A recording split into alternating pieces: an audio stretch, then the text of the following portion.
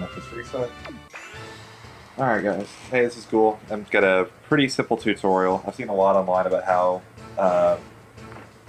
people have trouble with Rosalina, both controlling Luma, both dealing with them, so there's not really a good video reference for how Luma's AI actually works. So we do know it's a lot simpler than, like, say, Nana's would have been, just because the 3DS hardware apparently couldn't handle Nana's AI. So, with that in mind, Luma is much simpler in a lot of ways. So, everybody knows Luma normally does exactly what you do. So if I keep him with me, I smash, he smashes, up smash, he up smashes, he's got his own aerials. Pretty simple stuff. So when things start getting complicated, is you have your B move where you throw him. Now it looks like I have two different fighters. I've got both Luma, who's off on his own. He's still going to mirror every one of my attacks.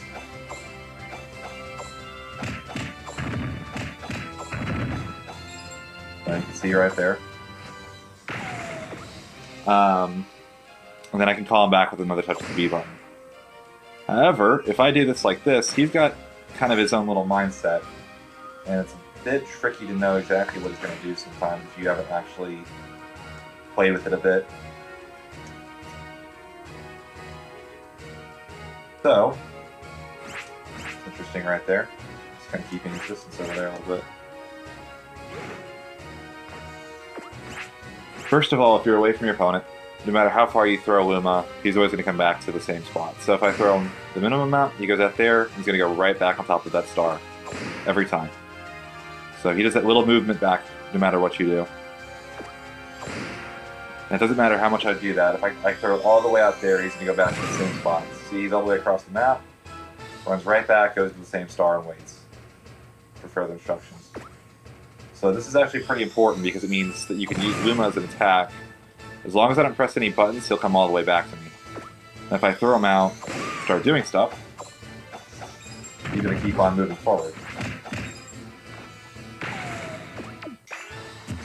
So, with that in mind, if you really, if you want Luma to keep moving away from you, you have to keep either punching with these jabs, or the dash attack also moves him forward and backward as well.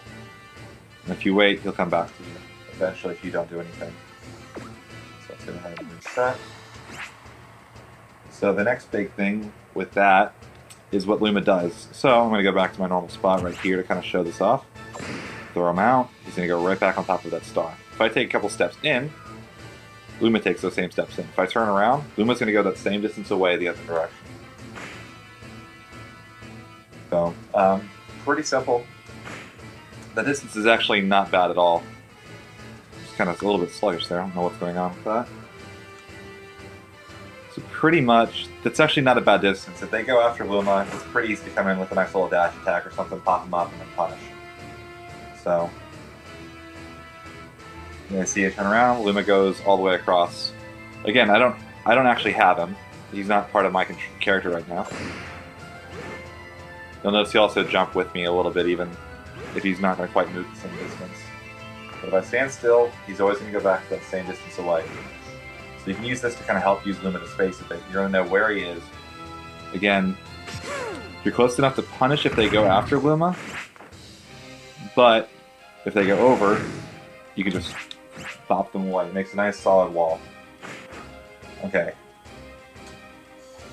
So, if you want Luma to stay away, like I said, you can kind of do these jabs. It's going to push him away a bit.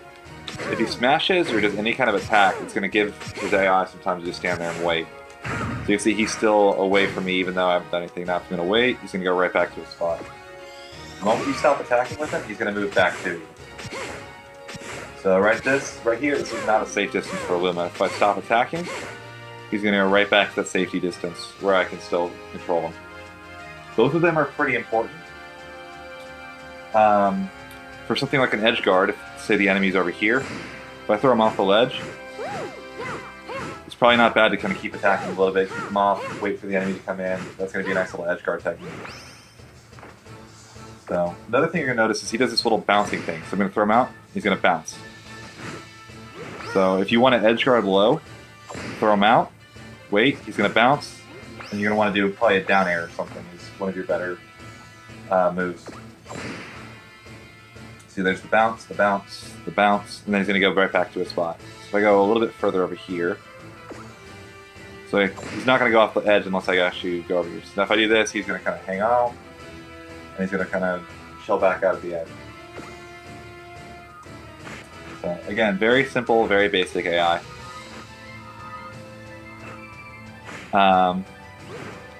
Now, how do you hit Luma? Like when Luma takes damage, what does it do? You'll always do the same tumble animation that your normal character would do if they don't move. So I'm gonna pop Rosaline up in the air here. And see how he does that little tumble animation? She'll never move left or right. So if I did that when Luma's off the edge, right here, that's a dead Luma. It doesn't matter what they do, they can't recover him, they can't do anything with him. So if Luma gets hit and he starts doing that tumble and he's off the edge, don't try to recall him, don't do anything, he's dead. It's the same thing as if I hit him for 52 damage it takes to kill him. Let's see, I hit him for 52 damage, he's dead, he's not coming back. Rather than do that, it's just as easy to go in with a dash or something, or a set of jabs, and just knock him off the ledge. If you can knock him off the ledge, he's dead, you've got 7 seconds of Luma-less Rosalina. On that same note, being near the edge with Luma like this is probably not your best idea because, again, if I'm way over here with that distance that he's at, just boop, dead Luma, Rosalina's defenseless, so I can wail on her all I want. It's one of the reasons I actually like having Luma a bit separate from me while I'm waiting on the edge.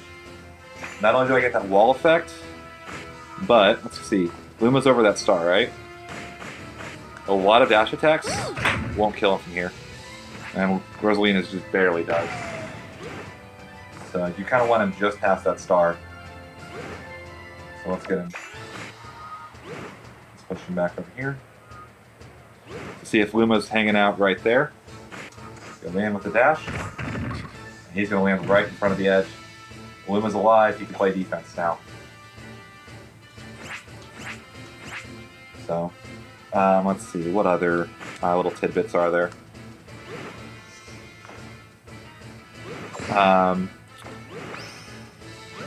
Luma's down aerial is his only attack. He has 2 attacks that attack below. He has his down tilt, where he kind of does a little downward motion.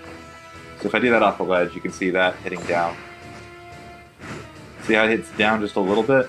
His down smash does not hit below. And then the other one is his down air. He's going to kind of jump down. So if they're below the ledge, that's what you're going to want to do. If you attack with him off the ledge, enough, that's when he does his falling thing, and you've got to make sure to call him back. Right there, he had enough time to bounce back. So he's going to continually down tag. See, he's done bouncing now, he's just going to fall. So you got to make sure to call him back, otherwise he'll just fall right off the end. So let's do some down attacks, get him to not try to come back to me.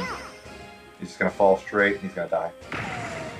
So if you're attacking with Luma off the edge and you stop attacking, make sure to call him back. Otherwise, he's just going to fall. So, but, yeah, beyond that, pretty much, as long as Luma's in front of you just a little bit like this and has time to come back, that's a pretty safe position for a Luma. You do lose the benefit of the second smash. Like, if he's next to me and I do a smash attack, we can both hit for double hitboxes. So see, I hit the double right there. If I throw him away and then up smash, I only do 12, I was doing about 15 earlier. His Luma actually has a bit more knockback than Rosalina does. So if I throw Luma out and I want to get him to move forward, see how if I move in, he's going to kind of stay where he is? I don't really want that. I don't want him being right on top of me. Remember, I said I like this distance, so if I wanted to move in a little bit, all I'll do, just do a dash attack. He moves with you, and that's going to keep him at about the right distance away. It's also very difficult to punish, just because there's enough hitbox on it. You know exactly what's going to happen. So say I'm over here, I throw Luma out.